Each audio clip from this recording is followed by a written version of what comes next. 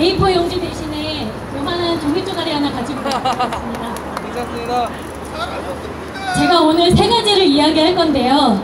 첫 번째는 박찬주 장군님이 184만 원 무슨 뇌물수수해서 징역 4개월과 집행유예 1년을 선고받으셨죠. 그 184만 원에 대해서만 다들 우리 쪽에서도 이야기를 하는데 184만 원 이전에 3년 전에 그 고물상 사장님한테 2억 2천을 빌려주었고요.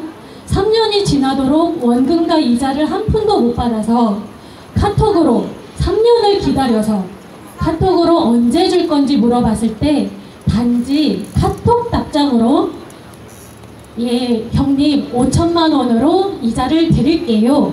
언제 어떻게 얼마를 어떻게 나눠서 이런 게 없이 5천만 원 드리겠습니다라는 공수표를 카톡으로 이야기했을 뿐인 것 가지고 이분이 징역 4개월을 선고받고 집행유예 1년을 선고받은 거거든요. 우리는 신문에서 나오는 것 뒷배경을 우파로서 조금 더 매의 눈으로 분석을 해서 이 징역 4개월조차도 얼마나 불법적이고 얼마나 악의적인지에 대해서 우리 스스로가 알고 이야기를 해줄 수 있어야 되고 모르는 사람들한테 이야기를 해주면서 알려줘야 되지 않겠습니까? 그래서 제가 첫 번째는 박찬주 장군님의 징역 4개월 형에 대해서 184만 원의 그 건에 대해서 우리가 좀 더 공부하자는 차원에서 하나 말씀드렸고요. 어저께 다들 여기 계신 분들 화나 계시는데 이들이 계속 이야기하는 게 민주화를 이야기하죠. 저는 대한민국이 민주화가 됐다라는 게 이해가 안 됩니다. 인민민주주의의 민주하면 이해가 가는데 자유민주주의를 무너뜨리는 민주화가 왜 민주화라서 우리 대한민국이 민주화가 됐다고 하는지 저는 잘 모르겠거든요.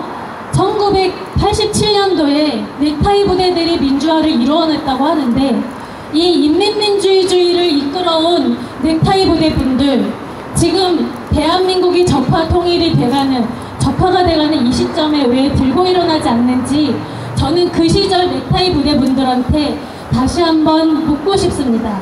당신들 민주화를 위해서 일어났다면 지금 다시 넥타이 부대로서 서울 시내 거리를 점령하시고 민주화를 다시 외쳐야 되지 않겠습니까? 맞습니다. 우리가 원하는 건 인민민주주의가 아니고 자유민주주의였다. 넥타이 부대들이 원했던 건 자유민주주의였다라고 다시 외쳐야 되지 않겠습니까? 맞습니다.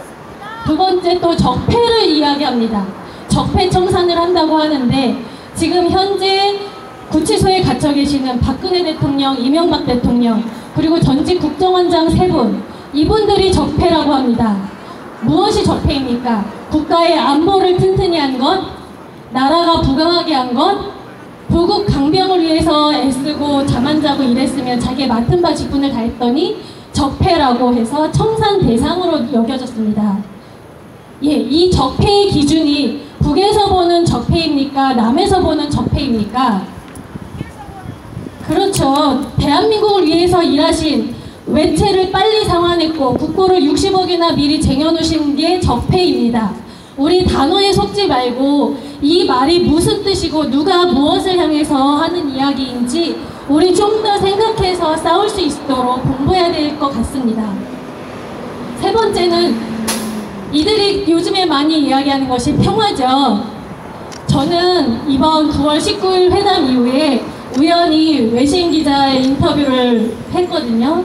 제가 한 이야기는 대한민국은 1953년 7월 27일 이후에 계속 평화였다. 하지만 오늘부로 우리는 평화시대가 종료가 됐다. 단지 내가 오늘 여기서 당신께 이 말을 할 수 있는 건 내가 단지 버스 타고 이 자리에 올 수 있었던 건 트럼프 대통령께서 아직은 지키고 있기 때문이다 라고 이야기를 했어요. 근데 우리가 좀 더 거슬러 올라가면 우리의 건국 대통령이신 이승만 대통령 덕분에 우리가 그 사인에도 불구하고 평화롭게 아직은 피 흘리지 않고 이 자리에 있을 수 있다고 봅니다. 맞습니다. 네, 왜냐하면 문재인은 무슨 사인을 어떻게 하든 무슨 선언을 어떻게 외치든 그들이 하는 것은 국제법상 인정이 되지가 않습니다. 맞습니다. 휴전선은 태평양 사령부 소속의 한미연합사가 관할하는 것이지 대한민국 정부는 휴전협정, 정전협정에 개입된 당사자가 아니거든요.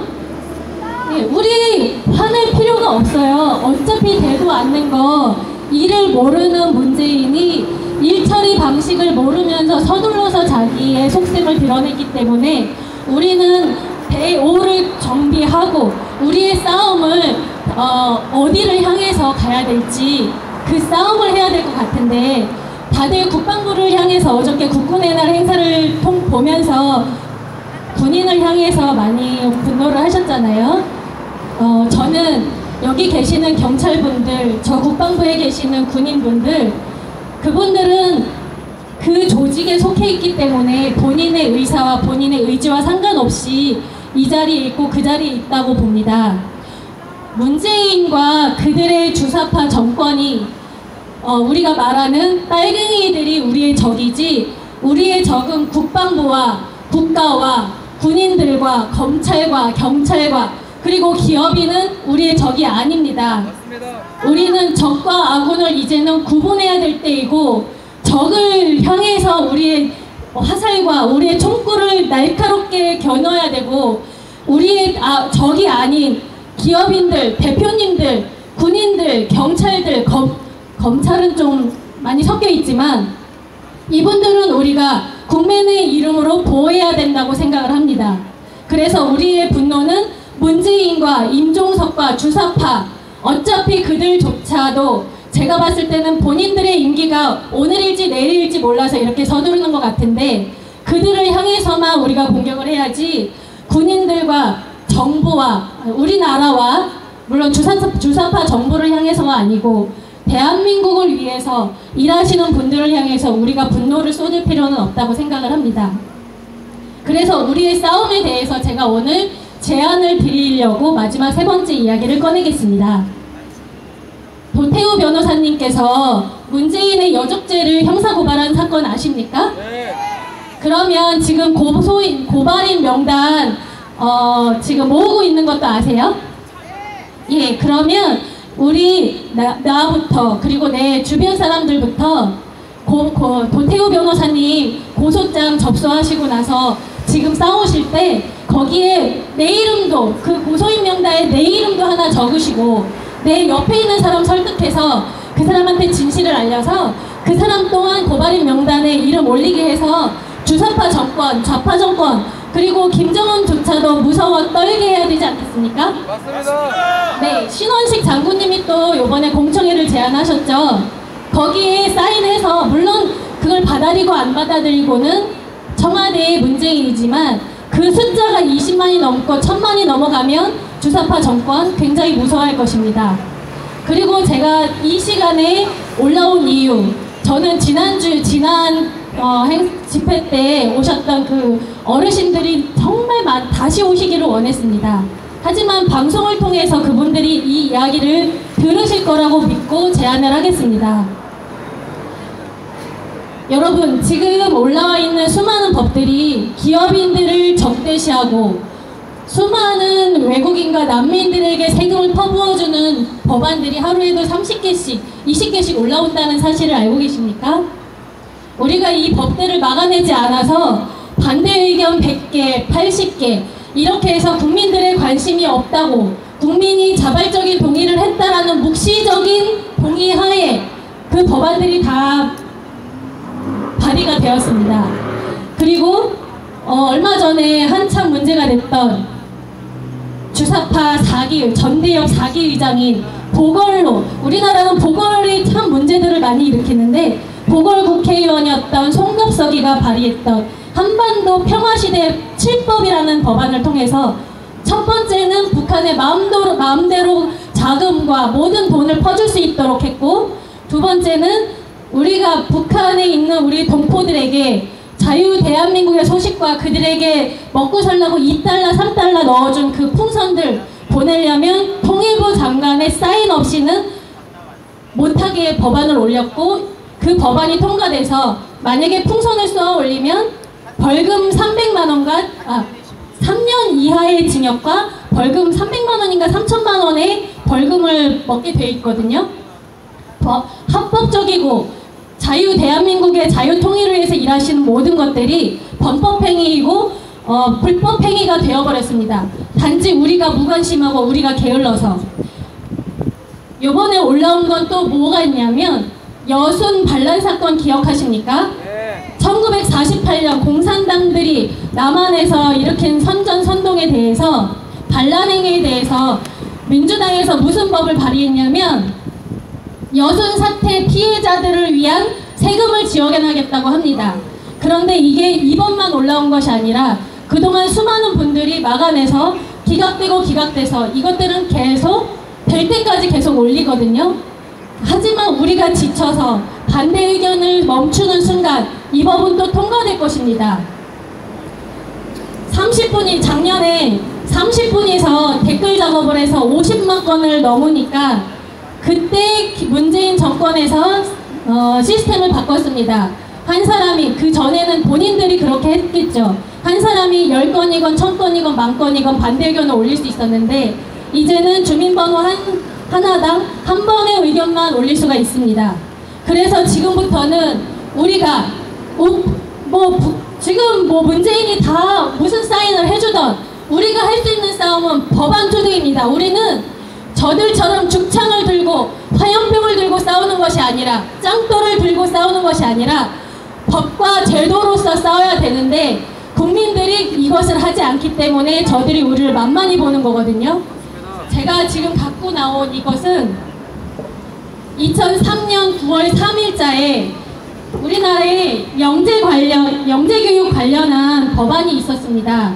그 법안에 대해서 법안을 개정하기 위해서 이러한 책자도 만들고 공청회도 하고 그리고 소위원회에서 수많은 토의를 거쳐서 한 주를 바꿨습니다. 2주를 바꿨습니다.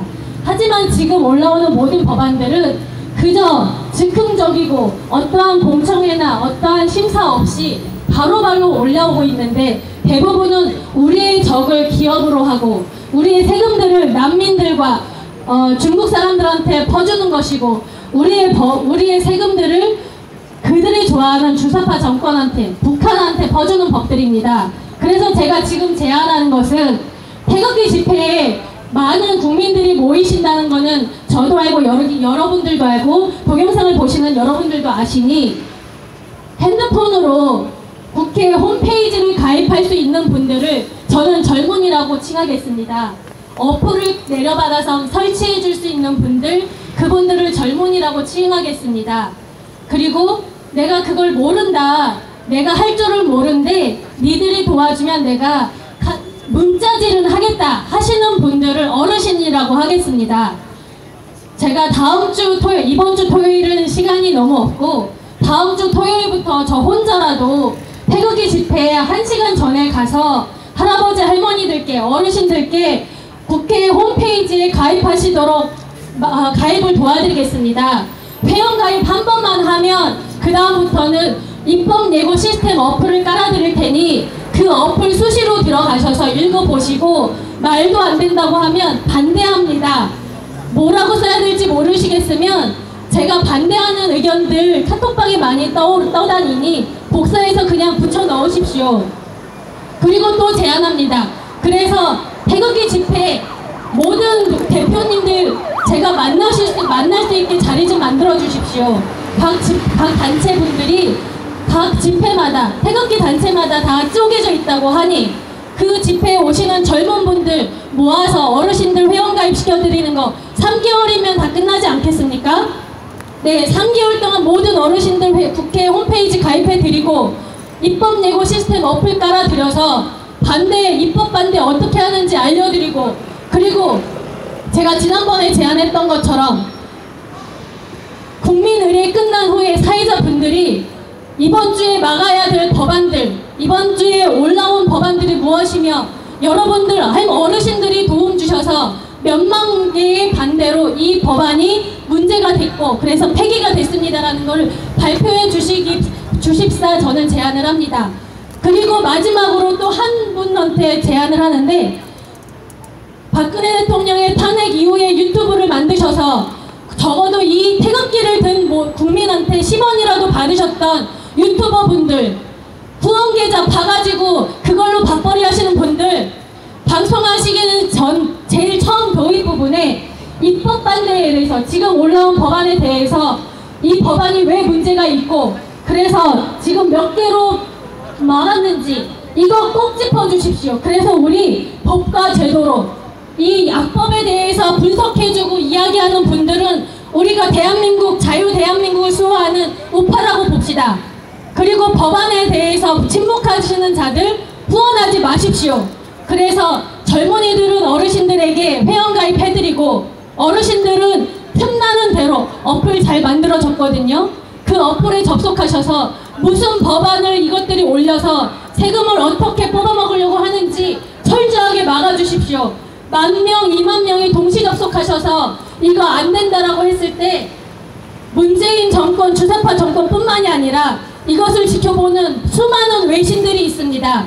그래서 그들에게 대한민국은 단지 방송의 거짓말에 의하여 북한 김정은을 귀엽다고 보는 정신 나간 사람들만 있는 것이 아니라 대한민국을 지키기 위해서 법과 제도와 모든 합법적인 것으로 싸우려고 하는 건전한 지식을 갖춘 교양 있는 대한민국 국민들이 몇 명이서 대한민국의 법과 제도를 지키는지 우리 전 세계에 보여줍시다. 네, 제가 이것을 태극기 집회하시는 분들 그리고 그 수많은 단체장님들께 제안을 하오니 제발 이 이야기 좀 전달 좀 해주시고요.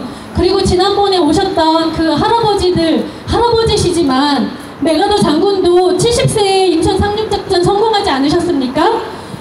할아버지들 젊은 시절 국가를 위해서 목숨을 바치셨고 대한민국은 그들을 위해서 세금을 들여서 가르치고 입히고 먹였습니다. 지금 정년 퇴직하셨지만 머릿속에 상식과 지식과 지혜와 경륜이 더해졌으니 저를 못 믿으시면 태극기 집회에서 젊은 아이 5분이서 젊은 아이 하나만 제대로 키워주십시오.